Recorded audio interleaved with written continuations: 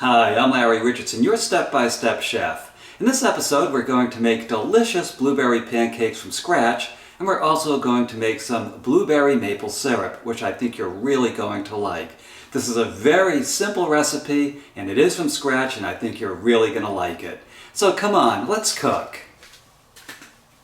So here are all the ingredients we need for our blueberry pancakes and our blueberry buttered syrup. Now, the first thing that we're going to do is we're going to take a cup of this maple syrup, combine it with a quarter cup of blueberries, and then we're going to melt 2 tablespoons of butter down in that. And that is going to be absolutely delicious. And then for the pancakes themselves, we use 2 eggs, 1 cup of milk, a half teaspoon of vanilla extract, 2 tablespoons of butter that we're going to cook it in. We're going to use 1½ cups of all-purpose flour, half a teaspoon of salt, 2 teaspoons of baking powder, 1 tablespoon of sugar, 1 cup of blueberries, and 1 teaspoon of vegetable oil. So it's that simple. It's really easy to put all of this together. So let me show you how to do that. So for the syrup, I have this saucepan sitting, and it's just above quarter heat, because I don't want the syrup to scorch. I just want it to warm up. So there's our cup of syrup added to the pan. Here's our 2 tablespoons of butter. This is going to be very rich syrup. And then I have our blueberries, and what I want to do is just pierce some of the blueberries with this knife. Just pierce them a little bit so that the flavor comes out into the syrup as they warm up. I want this syrup to taste very blueberry.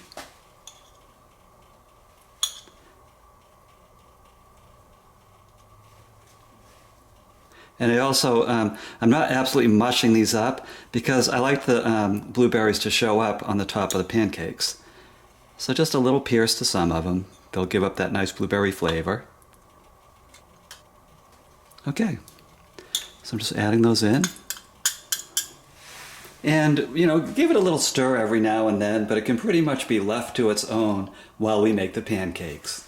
And the first thing I'm going to do in this bowl is combine our wet ingredients. So here are our eggs.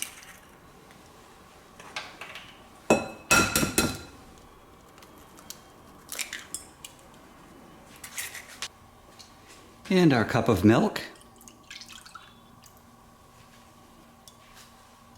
Our half teaspoon of vanilla extract.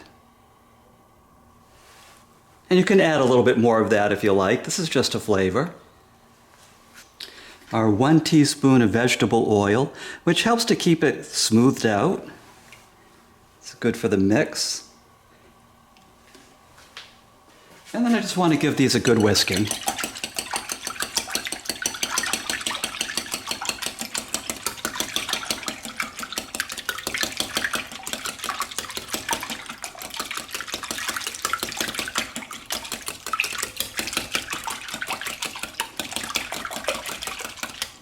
And now we'll add in our dry ingredients.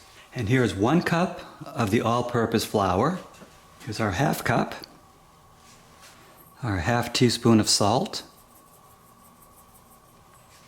Our 2 teaspoons of baking powder. And again, this is baking powder, it's not baking soda. They're 2 totally different things. And our 1 tablespoon of sugar. And I'm just going to whisk this. And when you're whisking it up, get it reasonably smooth, but it doesn't have to be uniform the whole way through. You want it to have a little bit of lumpiness to it. For some reason with these baked goods, with these floured goods, they always taste a little bit better if it's not absolutely smoothed out. And that's true whether you're using a whisk, your fork, or a mixer. You want to leave a little bit of bubbles, a little bit of flour bubbles in this. But not a lot. You don't want a lot of big bubbles. So that people have a mouthful of flour when they take a bite. But you can see it's smoothing out quite nicely. And another point I want to make is some people like their pancakes thicker than this, so you might add a little bit less milk. More common in what I've seen is people might add another 1/4 to a 1/2 cup of milk, and it makes the pancakes much thinner and much more delicate. And you know, it can be delicious like that. I just like them like this. I like them a little bit hearty. And you can see, that's nice and smooth, nice consistency. It's got a little bit of the flour bubbles in it still. And what I'm going to do is leave that to sit for 5 minutes. Just let all of that get worked in together. Let the baking powder start to do its thing. And then I'll meet you over at the stove. So this pan has been warming up, preheating, just under medium for about 5 minutes. So I know it's ready to start preparing the pancakes. So let's put some butter in the pan. Spread that out nice and evenly.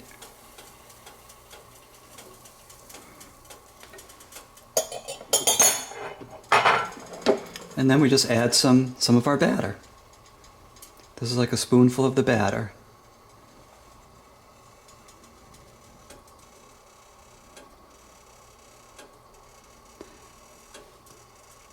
Now sometimes you might want a pancake that's larger than this. Some people want them a little bit smaller. Another way to save time when you're making pancakes is to have 2 frying pans going at the same time. And some people also have those flat electric griddles, which can make this process very fast too. Now what I'm going to look for here is bubbles to start to form in the top of the pancake, because that means it's starting to warm all the way through. And also watch the edges to see if they start to turn crispy. Now everyone's stove is a little bit different. If you find that the first time through with the first pancake it's burning a little bit or it's very raw, adjust the temperature accordingly, raise or lower the temperature. Again, whether you're on gas, electric, everyone's stove is a little bit different. And what I'm going to do at this point is also add our blueberries. So let's just plop some blueberries in it. Again, do this to taste. Some people will add the blueberries into the batter, but what I find when you do that, it's hard to really make sure that every pancake has a good distribution. So after about 4 minutes, I'm starting to see bubbles breaking on the surface. Like I told you, that means that it's cooking underneath, the heat's getting up into it, and I just want to be careful not to flip it until this gets a little bit firm looking. I don't want it to be sloppy so that when I flip the pancake, it ends up dripping all over the place. Okay, so that's forming a nice cake. I'm just going to put my spatula underneath it and give it a flip.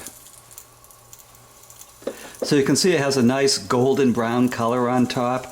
And if I want it a little bit more crispy than that, then I'll flip it back one more time. But these look like they're going to be quite tasty.